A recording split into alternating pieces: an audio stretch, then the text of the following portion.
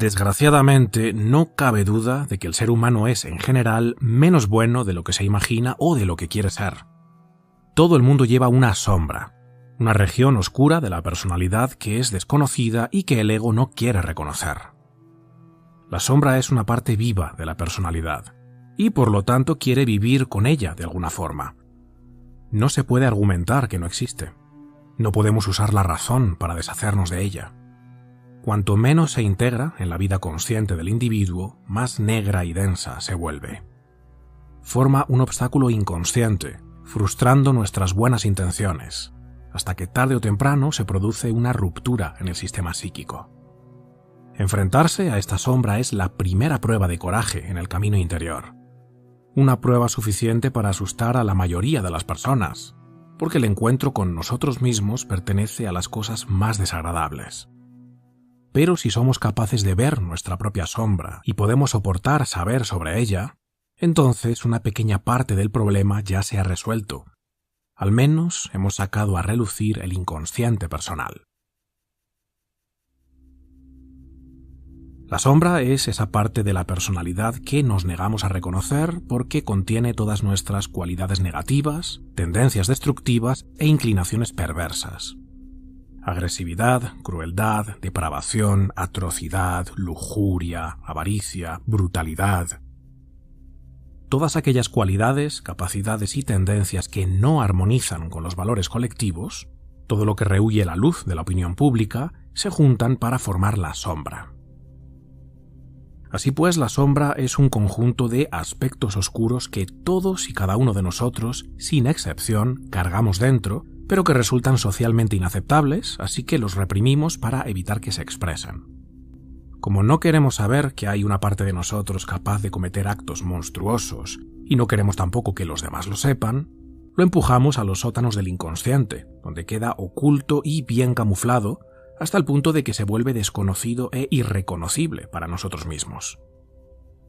Sin embargo, los contenidos reprimidos no desaparecen, sino que funcionan de forma autónoma. La sombra sigue operando desde el inconsciente, comportándose como un espíritu que nos ha poseído y que tiene su propia voluntad, y ejerciendo control sobre nuestros pensamientos, emociones y comportamientos, que tenderán a ser, en su mayoría, destructivos y autodestructivos. Esta sería la razón por la que nos cuesta tanto enderezar nuestras vidas.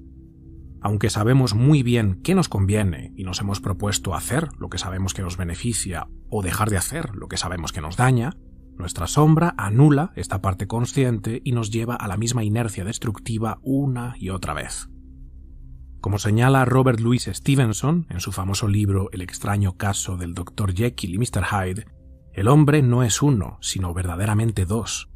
Tiene una personalidad consciente y una sombra, cada una de las cuales a menudo lucha por la supremacía dentro de su mente. Para evitar ser víctima de la posesión de la sombra, debemos volvernos conscientes de esas cualidades oscuras que están enterradas en el inconsciente para, de esta forma, integrarlas en nuestra personalidad. Para Jung, ningún progreso o crecimiento es posible hasta que la sombra se integra adecuadamente. Cuando no eres consciente de tu sombra, declaras que una parte de tu personalidad no existe. Luego, esa parte entra en el reino de lo inexistente, donde se hincha y adquiere proporciones enormes. Si te deshaces de las cualidades que no te gustan negándolas, te vuelves cada vez más inconsciente de lo que eres, te declaras más y más inexistente, y tus demonios engordan más y más.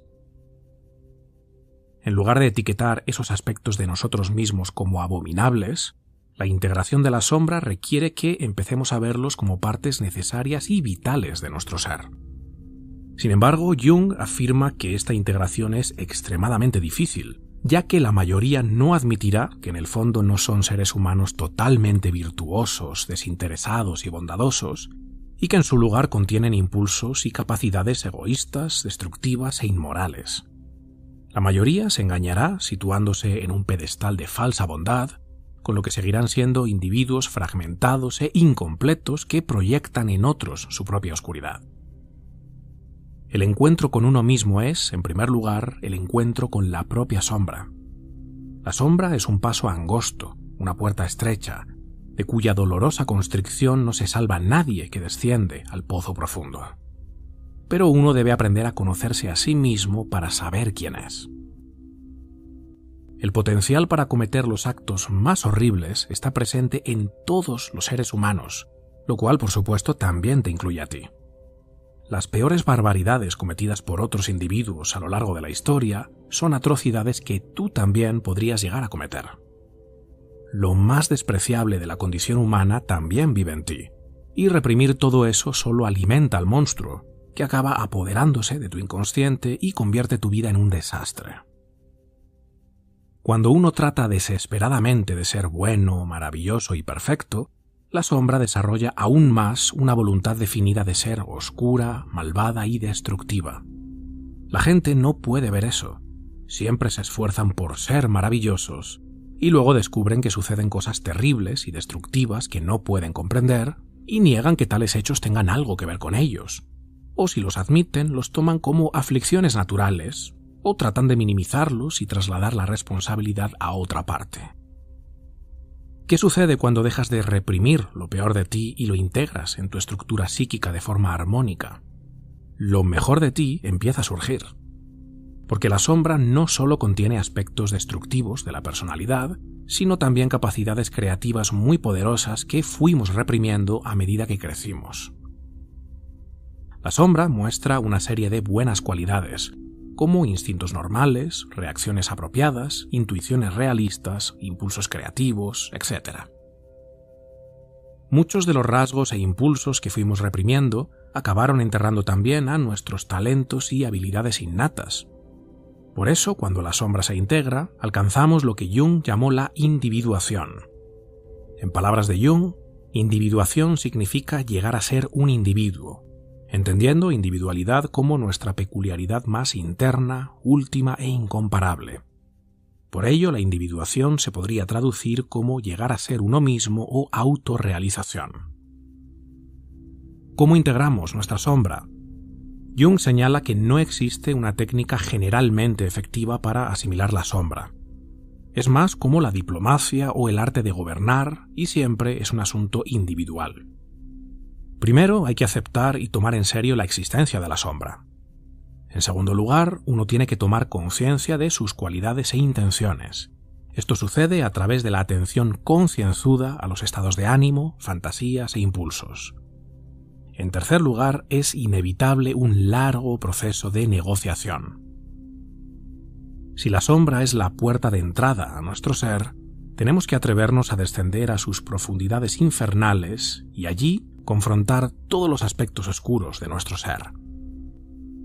En los mitos, el héroe es el que vence al dragón, no el que es devorado por él. Además, no es un héroe quien nunca se encontró con el dragón o quien, si se encontró con él, declaró después que no vio nada. Igualmente, solo quien se arriesga a luchar con el dragón y no es vencido por él, gana el tesoro. Solo él tiene un derecho genuino a la confianza en sí mismo, porque se ha enfrentado al terreno oscuro de su yo y, por lo tanto, se ha ganado a sí mismo. Esta experiencia da algo de fe y confianza en la capacidad del yo para sostenernos, pues todo lo que amenazaba desde adentro lo ha hecho suyo. Ha adquirido el derecho de creer que podrá vencer todas las amenazas futuras por los mismos medios. Ha llegado a una certeza interior que le hace capaz de confiar en sí mismo.